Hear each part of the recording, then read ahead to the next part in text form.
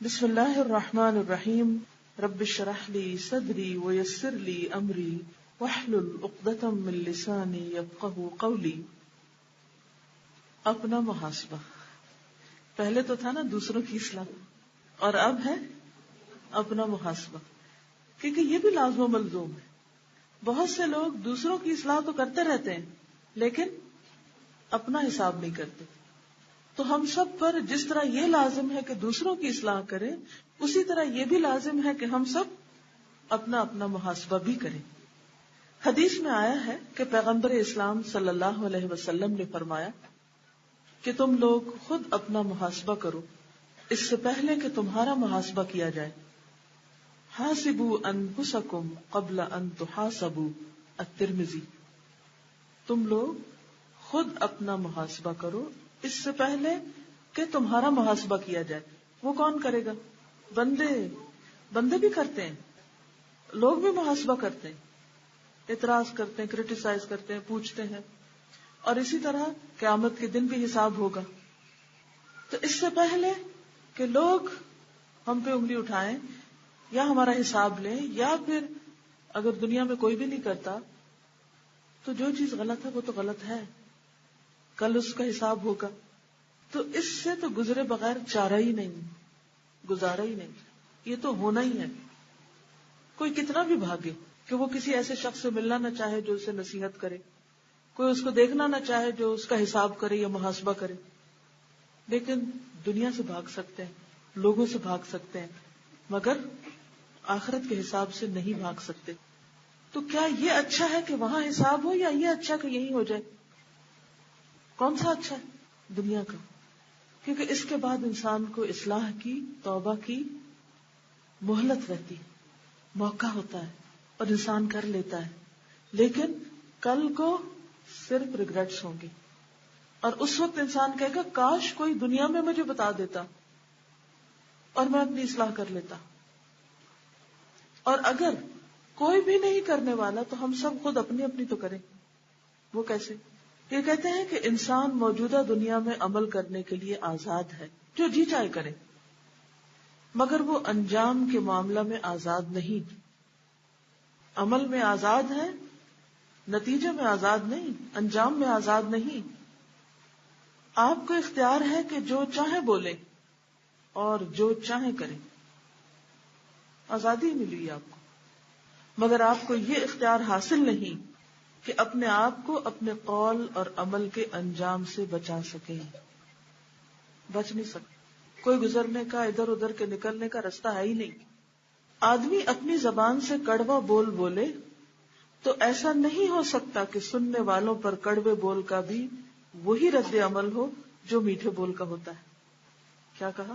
کہ کڑوا بولیں گے تو سامنے والوں پر کڑواہٹ ہوگی، اور اگر میٹھا بول بولیں گے تو مٹھاس بھی سب تک پہنچے گی. دو مختلف کام، دو مختلف انجام، دو مختلف نتیجے. اب چوائس آپ کی ہے کہ آپ کیا کرنا چاہتے ہیں. اب یہ محاسبے کا طریقہ بتا رہے ہیں، سیلف انالیسس کا، اپنا حساب خود کرنے کا، اپنے اعمال کو خود جانچنے کا. جو آدمی اپنی زبان سے کڑوا بول بولے اس کو جاننا چاہیے کہ اس کو بہرحال لوگوں کی طرف سے منفی رد عمل کی قیمت بھگتنی پڑے گی. جو آدمی بے سوچے سمجھے عمل کرے اس کو جاننا چاہیے کہ اس کا اس قسم کا عمل فطرت کے قانون کے مطابق اپنا نتیجہ ظاہر کرے گا، نہ کہ اس کی ذاتی خواہش کے مطابق. یعنی ہم منہ سے ایک لفظ بول کے نا تو وہ نکال دیتے ہیں، اب وہ ہمارے ہاتھ سے نکل گیا، تیر کی طرح نکل گیا. اگر ہم نے بے سوچے سمجھے تیر چلا دیا اور وہ جا کے لگ گیا کسی کو، تو کیا خیال؟ کوئی ری ایکشن نہیں ہوگا، واپس نہیں پلٹے گا.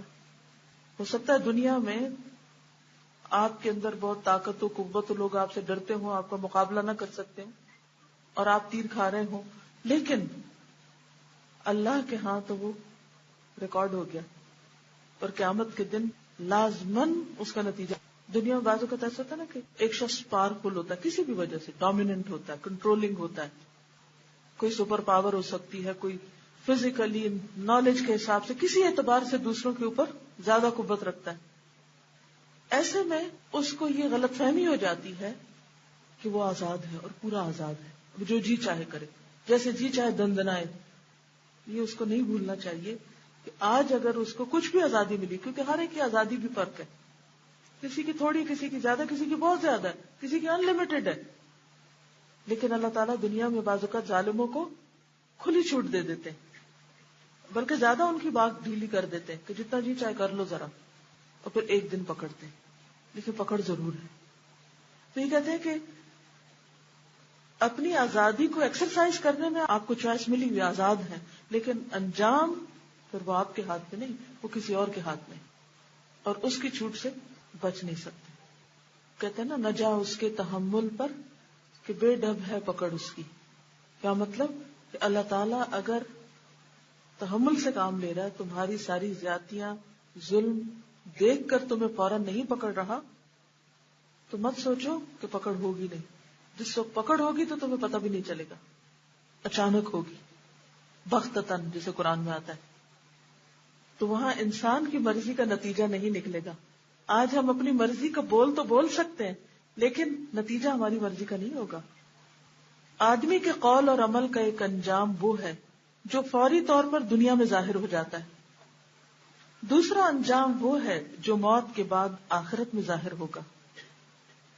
آخرت کا انجام بھی بہرحال اسی طرح سامنے آنے والا ہے جس طرح دنیا کا انجام آدمی کے سامنے فوراً آ جاتا ہے. وہی میٹھا بول اور کڑوا بول. آپ کسی سے پیار کی بات کریں تو سامنے والا کیسے بولے گا؟ پیار سے بولے گا. اور اگر آپ کسی پر شاؤٹ کریں گے تو بچے بھی کیا کرتے ہیں؟ بعض اوقات آپ نے دیکھا کہ بچے چیخ چلا رہے ہوتے ہیں, انہوں نے کہاں سے سیکھا ہوتا ہے؟ ہاں, پیرنٹس سے, آس پاس سے. بعض اوقات پیرنٹس پہ آہستہ بولتے ہیں, لیکن وہ دوسرے بچوں کے انٹریکشن سے وہ سب کچھ سیکھ جاتے ہیں. تو بات یہ ہے کہ اب یہ آپ کی اسائنمنٹ ہوگی, یا آپ کا یہ تجربہ آپ کر کے دیکھیں کہ دو مختلف رویے اختیار کر کے دیکھیں. آرام سے بات کرنے کا, پیار سے بات کرنے کا, سمجھ کے بات کرنے کا, اور دوسرا کیا, سختی سے بات کرنے کا, زور سے بات کرنے کا, یعنی اونچی آواز میں بات کرنے کا, اور بے سوچے سمجھے بات کرنے کا. اور دونوں کا نتیجہ نکالے کیا ہوا. مثلا آپ بازار جا رہے ہیں کہ دو ریڑھی والے, ایک سے جا کے آپ زور سے پوچھیں کیا بیچ رہے ہو کیا, اور دوسرے سے آپ پوچھیں بھائی کیا بیچ رہے ہیں, کتنے کا ہے, تو کیا ہوگا؟ دونوں, کسی سے بھی, چاہے آپ بینک میں جاتے ہیں, چاہے آپ کسی آفس میں جاتے ہیں, چاہے آپ کسی سے بھی معاملہ کرتے ہو, ایون سرونٹ سے, اپنے بڑوں سے یا اپنے چھوٹوں سے, اپنے بچوں سے یا غیروں سے, کہیں بھی دونوں رویے اختیار کر کے دیکھیں اور دونوں کے نتائج دیکھیں کیا ہوتے ہیں. آپ کہاں اچیو کرتے ہیں, کہاں آپ کو کچھ ملتا ہے, اور کہاں آپ لوز کرتے ہیں. مزاج کے خلاف بھی اور عام روزمرہ زندگی میں بھی, بلکہ ایسا کریں ہم سب اپنے اپنے ساتھیوں سے پوچھیں کہ میرے رویے میں آپ کو کہاں سختی نظر آتی, میرے سٹائل میں کیا کمی ہے, تو وہ آئینہ دکھا دیں گے آپ کو فوراً. اگر جرت ہے تو سن لیجئے, بہت فائدہ ہوگا. یہ بھی دل گردے کا کام ہوتا ہے, یہ بھی بہادری ہوتی ہے سن لینا. ایسی حالت میں عقل مندی یہ ہے, اب یہ کنکلوژن کیا لاتے ہیں, ایسی حالت میں عقل مندی یہ ہے کہ ہر آدمی اپنا نگران آپ بن جائے. ہر آدمی اس کو اپنا معمول بنا لے کہ ہر روز وہ اپنا محاسبہ کرتا رہے.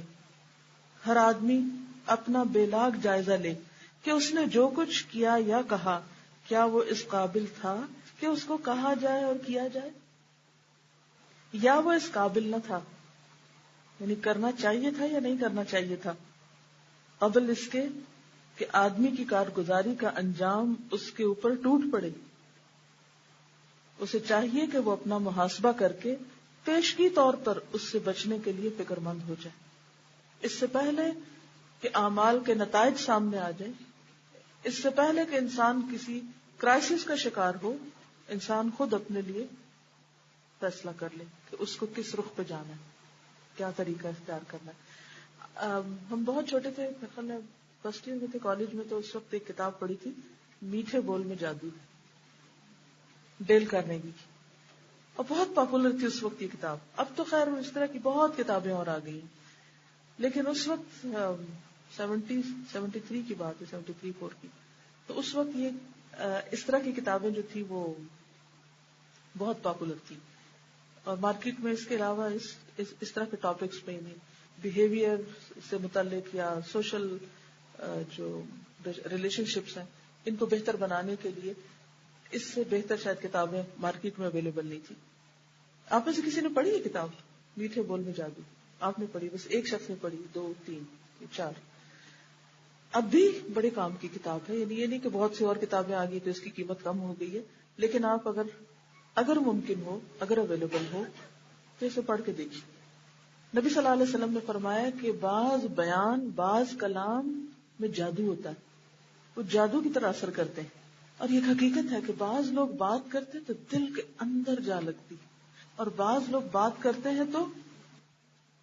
بلنک ایک کتاب ہے، اس میں وہ ذکر کرتے ہیں کہ ڈاکٹر اور پیشنٹ کے درمیان جو انٹریکشن ہوتا ہے تو امریکہ میں بہت رواج ہے کہ وہ سو کر دیتے ہیں اگر کوئی میل پریکٹس ہو اور پیشنٹ سیٹسفائیڈ نہ ہو. جو لوگ میل پریکٹس کر رہے تھے ہر ایک سو نہیں ہو رہا تھا، کچھ ہو رہے تھے، تو انہوں نے وہاں پر ہر چیز ریکارڈ ہوتی ہے جو پیشنٹ اور ان کے درمیان جو بات چیت ہو رہی ہوتی ہے، تو انہوں نے اس کو بھی اینالائز کیا. ایک تو پہلے انہوں نے دیکھا کہ جو ڈاکٹرز اپنے پیشنٹس کو اچھی طرح بات کر رہے تھے، ان کے ٹائم دے رہے تھے اور وہ سن رہے تھے، پیشنٹ سیٹسفائیڈ تھے، وہ چاہے ان کے ساتھ کچھ بھی کیا انہوں نے ان کو نہیں کرا. اچھا، اس کے بعد پھر انہوں نے یہ کیا کہ ان کے جو کنورسیشن تھی اس میں سے انہوں نے ورڈز کو ہٹا دیا، صرف جو ایک ساؤنڈ رہ گیا جو پچ شو کر رہا تھا، تو اس میں سے انہوں نے دیکھا کہ انڈیکیٹ کر رہی تھی کمپیشن یا جو بھی کیئرنگ جو چیز آ رہی تھی وہ صرف سنوائی گئی. جب انہوں نے پچ، مختلف ڈاکٹرز کی پچ سنائی گئی، یعنی کہ وہ جو تو اس سے بھی انہوں نے ڈیٹیکٹ کر لیا کہ کون سا جو ڈاکٹر ہے وہ سمپیتھیٹک ہے اور کون سا نہیں ہے. تو جو سمپیتھیٹک نہیں تھے ان کو سو کیا گیا. یعنی غلط کام تو بہت سو نے کیے، لیکن پکڑ کن کی ہوئی؟ جنہوں نے معاملہ یا رویہ درست نہیں رکھا تھا. تو اس میں بھی ایک لرننگ ہے ہم سب کے لیے. اور ویسے بھی یہ ہے کہ انسان، وہ حدیث میں بھی آتا ہے نا کہ انسان اپنی زبان سے ایک ایسا کلمہ نکالتا ہے اور اس کو خبر بھی نہیں ہوتی، اور وہ اس بات کی وجہ سے جہنم کی گہرائیوں میں جا گرے گا. تو اس میں صرف یہ نہیں کہ آپ کہیں کہ جی میں نے کوئی جھوٹ بولا تھا، میں نے تو بالکل سچ کہا تھا. بات سچ اور جھوٹ کی نہیں ہے، وہ تو الگ ایک مسئلہ ہے اخلاقی. سچ اور جھوٹ کا فرق تو ہے ہی، سچ سچ ہے، جھوٹ جھوٹ ہے. لیکن سچ کو کہنے کا انداز بھی اچھا ہونا چاہیے.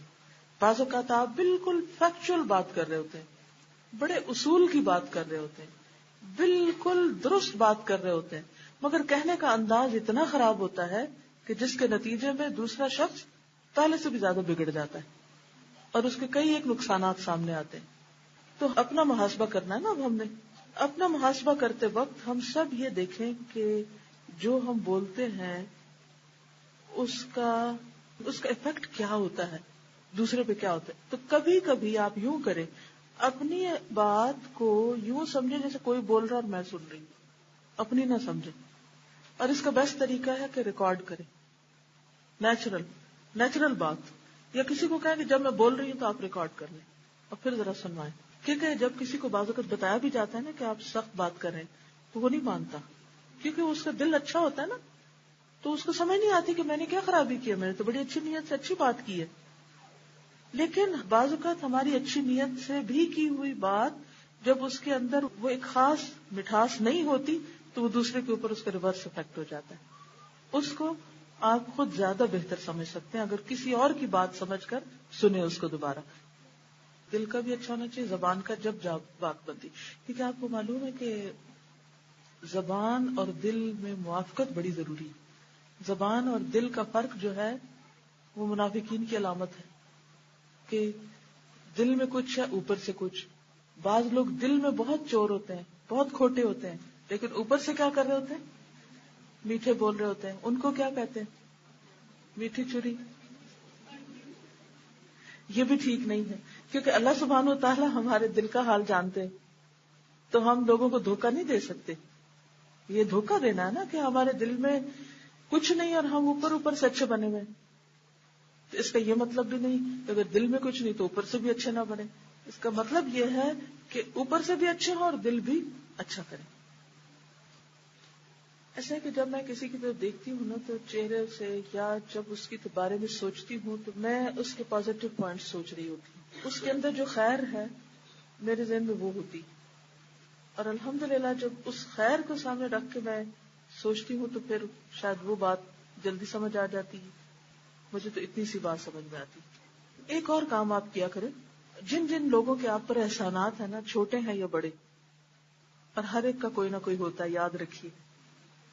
کچھ لوگوں کے زیادہ ہوتے ہیں, کچھ کے کم ہوتے ہیں, لیکن سب ہم پر کوئی نہ کوئی احسان کرتے ہیں. اٹھتے بیٹھتے چلتے پھرتے آپ کے ذہن میں لوگ آتے تو رہتے ہیں نا, فلاں یہ کیا فلاں یہ کیا. تو ایک تو اللہ کا شکر ادا کرتے رہا کریں, اور دوسرا ان لوگوں کے لیے دعا کیا کریں کہ اللہ فلاں کو اس بات کی بہت جزا دے, اس نے میرے ساتھ بہت احسان کیا. یعنی لٹرلی بول کے کہا کریں. پھر آپ دیکھیں گے کہ اگر کسی وقت انسان ہونے کے ناطے آپ سے سختی بھی ہوتی ہے نا, اور آپ کسی کے ساتھ برا بھی کر جاتے, تو بھی چونکہ نیکی اور بدی جو ہے نا اس کا معاملہ لوگوں کے ساتھ نہیں, وہ اللہ کے ساتھ ہے. اللہ ہی دلوں میں محبت ڈالتا ہے, اللہ ہی اثر ڈالتا ہے, اللہ ہی قدر ڈالتا ہے, ہم نہیں ڈالتے. لیکن اللہ تعالیٰ ہمارے صرف ایک وقتی 4 منٹ کے کسی کے ساتھ کنورسیشن کو نہیں دیکھتے, وہ اوور آل بھی دیکھتے ہیں. تو واقعی ہم سنسیئر ہیں, واقعی ہم دوسروں کی خیر چاہ رہے ہیں, یا ہم ان کو دھوکہ دے رہے ہیں. کل ایک خاتون تھی, ان کی عمر تقریباً 90 کے قریب وہ پہنچی ہوئی, تو وہ گفتگو کا فیصلہ بعد میں تھی, تو وہ گفتگو کر رہی تھی.